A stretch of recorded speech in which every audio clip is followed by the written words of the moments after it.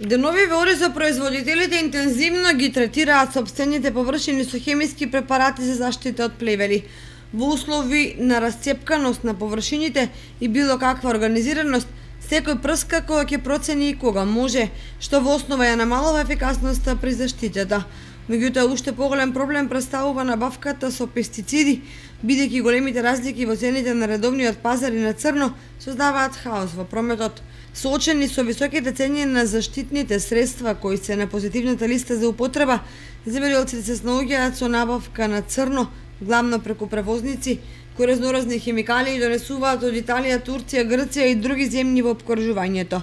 Меѓутоа, во тој бизнис мошне често има и профитерски измами, па и покрај на временото прскање, препаратите не ги даваат посакуваните ефекти, односно не го уништуваат плевелот. Проблем кај заштитата од плевел е секако користењето на неквалитетни, односно хербициди увезени од непроверени хербициди увезени претежно од Турција, кои што сигурно дека не даваат така добри резултати како оние препарати оние хербициди кои што се легално на пазарот.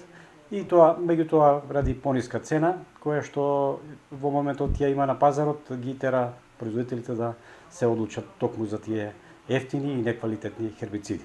Значи, би апелирал да производителите си третираат, односно користат хербициди кои што се наоѓаат легално во продажба во аптеките, затоа што тоа таму ќе добијат и комплетни упатства за начинот на употреба, начинот на мешање, сигурно е многу битен, со кој хербицид се поднесува, кој со кој не, затоа што и тоа е фактор кој што драстично влијае во намалување на ефикасноста на самите хербициди. Пак ќе споменам дека во моментов во светот хербициди кои што се користат за заштита од плевели во оризовата култура, ги имаме и кај нас легално во продажба. Значи, се она што иде на црно, кои што се многу поевтини, меѓутоа и многу понеефикасни, сигурно дека производителите не можат да очекуваат висока ефикасност од употребата на овие хербициди. Годинава се очекуваше поголем ред во набавката на пестициди, меѓу другото и поради драстично намалените површини под ориз, па сепак намалениот промет само ја зголеми конкуренцијата, посебно на пазарот на црно.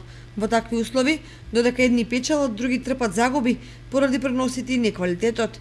Инаку во домашната мрежа на земјоделски аптеки главно се нудат препаратите Клинчар и Аура, првиот по цена од околу 3500 денари за литар, а вториот 8000 денари за литар, како и Басагран и Бентазон по 800 до 900 денари за литар.